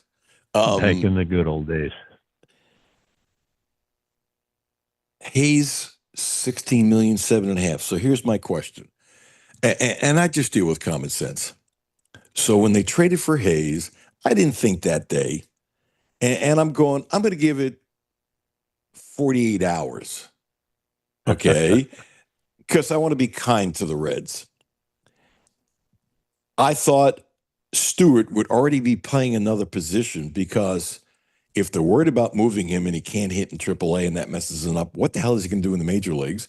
And don't you want to have your hitter, one of your best, if not the best hitter that you have in the minor leagues, don't you want him to adjust defensively now instead of doing it in the major leagues where it can mess him up like it did Marte a little bit initially? And you know, that kind of thing when he couldn't play third base, they moved him to short to third and he became terrible. And now he's doing nice in the outfield. So that's a move now, and that's partly being hypocritical, but it's a move. But don't you think the Reds would have loved to have said, you know what, let's move him to right field in the minor leagues? You know, when he went on that injury assignment, they were behind the times. When he got hurt and then did the rehab, he could have played 30 games in the minor leagues in right field, would have been much more comfortable. They're not smart when it comes to that. My point is this, I was expecting a smart organization to say, okay, wherever the hell he's going to be next year, I don't know, but he should be playing that position now. Because keeping at third base is superfluous. He's not going to be at shortstop. He's not going to be at second. I still think McClain's going to end up being a hell of a player. I might be wrong, and I bat him seventh just like you, but I love the guy. I know it doesn't look good for either one of us right now. Where the hell are you going to play him, and why haven't they moved him now? And if you keep him in AAA because you got Hayes at third base, then it's a dumbass trade. Help me, Hal. What position should he play? I have no clue. Maybe they'll move him. Maybe they'll trade him. For something they need, a couple of good bullpen guys, or because that bullpen is getting really, really worn out. And I worry about that heading into September. I mean, they got 3 guys in the top 5 in appearances. Their arms are going to fall off, but they're going to need help there eventually. But they can't do it this year. But he would be a very good trade bait. I don't see where else they're going to play him, like you said. And I agree with you on Matt McClain. I mean, what he showed when he first came up, I think that's him.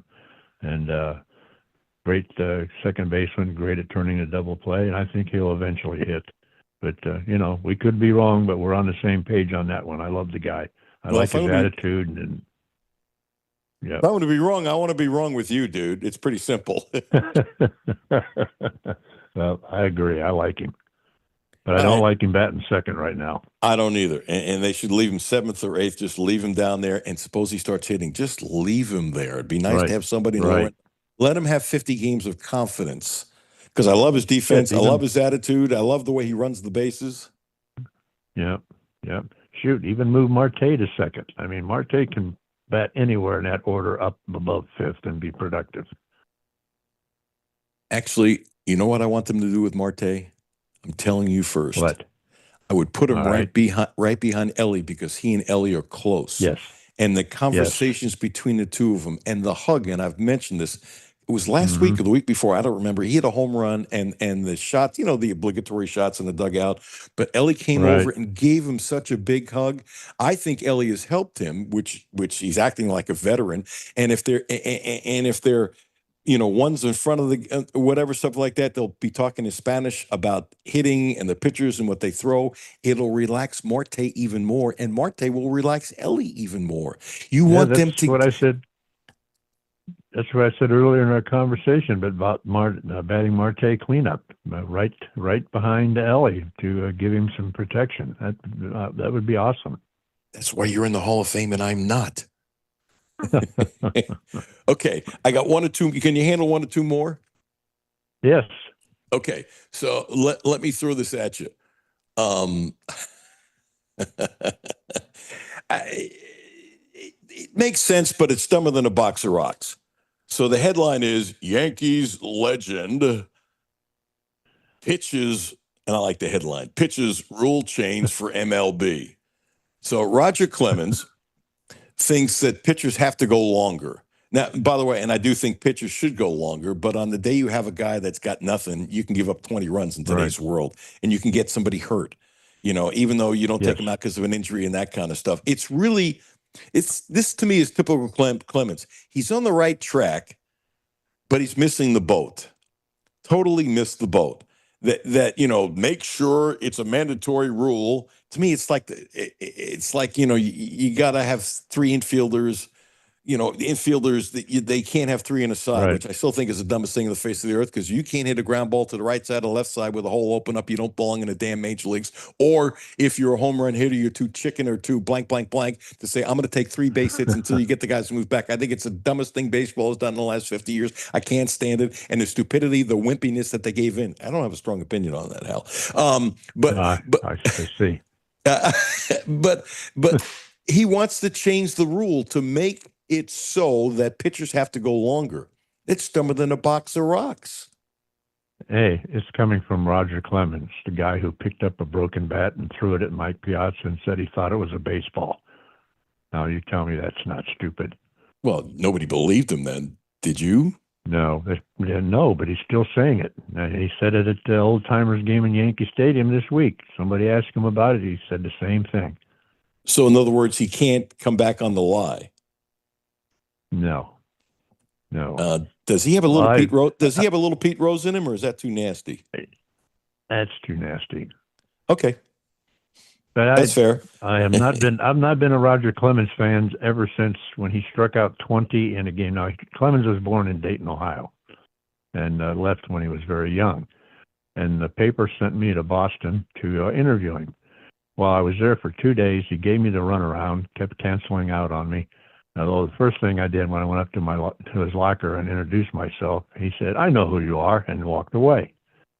Well, then he gave me about 5 minutes in the dugout, and I asked him about being born in Dayton, and he said, "The best thing about Dayton was seeing it in the rearview mirror." Thank you, Roger. I'm going to guess that was your headline. No, you got it. And it was my lead too. Did you? Yeah, of course. Did you get enough to do the story? Did you have to talk to everybody else? I had to talk to a lot of other people. I got 4 or 5 quotes from him, but nothing substantial. Okay. If you think I was being too rough for the Pete Rose comparison, I will accept that. I disagree with you. I love you, but I accept it. Last one. See, this is part of your column that I love, that I just absolutely love. You have a thing that you ask people for questions. You know what? You get some I'm sure you get some blank questions you're not going to use. You get some really good questions for your column. Obviously, he's picking and chooses what he wants. But I mean, a lot of these columns where people ask questions, whatever the column is, a lot of times I don't like it. And I think it's partly because of the answers and partly because the questions aren't good. But this tells me how strong your audience is loving baseball. So, and it seemed like a simple question. It was obvious, but your answer was perfect. Now, I don't know if you had to do research for this, but where is Joey Votto? And the guy wanted to know, has Joey Votto disappeared? I think it was I'm reading it now, from the face of the earth. Jake from Muncie, Indiana. And I was really curious. So what happened to Votto? What happened to Votto? Yeah, where's Votto? Now he's back in Toronto. Okay, but the thing about learning in Japan, wandering the streets. No, did you have something about? Didn't you have something about Japan and sushi? Yeah, confusing he was in Japan. things? He was in Japan. He was in Japan learning how to cook sushi. Yes, how to mix sushi. Yes, he was. That's where he was before he came back to Toronto. Okay, but he wasn't there like a day or so. Look, he had all the money in the world. Apparently, he was smart, put it away. So if he wants to do something, he can really learn it. How long was he in Japan learning how to cook sushi? I think he was there about a month. As I recall. That's what I thought I read in your column, a month. Yeah, a month. His mother has a restaurant in Toronto, so maybe he was trying to learn how to handle sushi to transfer it to the restaurant. I don't know, but I just know that's what he did. He would be a great Where's Waldo. He's a fascinating man, as you know, 1,000 times better than me. And he's got all the money in the world, and I could see him going to Switzerland for 3 months or someplace else for 3 months or something like that. No doubt about it. You never know what he's going to do or where he's going to show up. He was that way when he played for the Reds. You never knew what you were going to get when you talked to him, which was fascinating. Your best tidbit of the week of all your columns off the top of your head, I'm really putting you on the spot, would be, because there's so many to choose from. Votto was my favorite from your columns, but I'm sure there's something else that you might like more than me. Off the top of your head, what did you like? What did you say before about your favorite? My favorite was Votto. That's why I asked you about it. Oh, Votto. I don't know. I got a tidbit coming up. I'll give you a advance on my next blog. It's Okay. about the female umpire. I'm going back to 1970 when female reporters were not allowed in the clubhouse. And I walked into the clubhouse one day, to enter to the clubhouse, and a female reporter named Lisa Niehaus, who was hired by the Los Angeles Daily News to cover the Dodgers, standing outside the clubhouse crying. And I said, "What's wrong?" She said, "They won't let me in the clubhouse." So I went in the clubhouse to find out what was going on, and they said, "Well, we'll send her a couple of willing players, anybody who's willing to go out there and interview, but she can't come in the clubhouse." And I said, "Well, okay, if she can't come in, I'm not coming in either." So I went out and stood there with her, and they finally let her in. Wow, good for you. Did you get other guys to do it, or just you? At the time when I walked in, she was standing by herself, and I was the only other person that was on my way into the clubhouse. It was very early. So, it was just her and me standing out there waiting to get in, and the security guard said, "No women." I've never been prouder of you. Because that couldn't have been popular, Well, and you might have screwed your story up. Oh, no, knowing you'd have found a way to write the cut. You would have gotten 2 quotes from somebody and then wrote about the game. So I'm sure you weren't worried about your column. yeah. No, I wasn't worried. I just thought that was just very wrong. She was a professional, and she was there to do her job. And most of the time, players do not walk around the clubhouse nude anyway. They usually get dressed by the shower room or somewhere away from the main clubhouse. They don't walk around the clubhouse totally nude. Very seldom do they do that. And if you're doing it on purpose because there's females in there, you know what? The club should take care of that. That's wrong, Yes, too. yes, That's wrong, absolutely. too. God bless you, pal. What are the odds in September we're talking about the Reds making the playoffs? I think there's a good chance. The rest of the teams are not that strong, and like talked about, the Mets are not playing well, and nobody's really playing that well other than the Milwaukee Brewers. Not going to catch them anyway. But I think we'll still be talking in mid-September about their chances. I really do. How much do you like writing and look forward to writing when the Reds are doing well? Well, I love to write no matter what, and it's easier to write about them when they lose, but I love writing about them when they win because it's obvious people read it more. People read you more when they're winning than they do when they're losing. So not that I'm a fan, but I pull for the Reds to win because the readership will be better. Hal McCoy, you're the best. God bless you, brother. Stay healthy and keep on banging those columns for another. Listen, I want to do this show for at least another 10 years. I hope you're gracing me with your time 10 years from now. Wouldn't that be really cool? That would be outstanding. I hope the good Lord permits me to do that. And hope the good Lord permits me to do that as well. Hey, Hal, bless you. Have a great day. Tell Nadine I said thank you for allowing me to have you for longer than I should have, that I appreciate her. She loves you to take me off her hands, so that's great. Man, I set you up with a hanging curveball. You smacked the blank out of it. I can hit a breaking pitch, could not catch a fastball. Have a great day, Hal. Thank you, man. Take care. You too. Jimmy, he's the best. Is he the best or what? Yeah, when it comes to baseball, there's no one better. There's I think no one every time better. he comes on, I say I could listen to him talk about just old baseball stories for hours. You know, I just looked up. It's 144. All the things I had planned between 1:30 and 2, I don't care about. It's Hal McCoy. How about that Hal McCoy standing up to the Dodgers so the female reporter could get to do her job? It's pretty good, isn't it? That's very cool. And a story that probably wasn't public at the time, unless you read, what he wrote or anything like that. But That's a cool thing to do, not to get any spotlight or anything like that. Just do what he feels is the right thing and just do it. the right thing. Yeah. Do the right thing.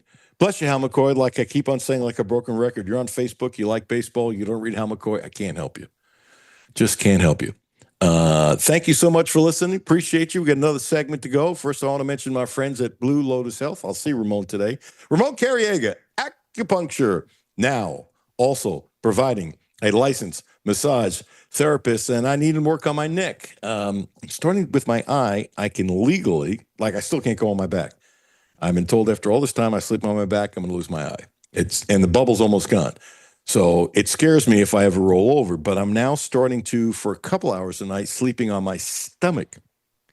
I don't know about you, Jimmy. When I do that, it really messes with my neck. So was it last week or the week before? He put a bunch in last week, but the week before, I think he put in like 9-10 needles just in my neck, which seemed crazy.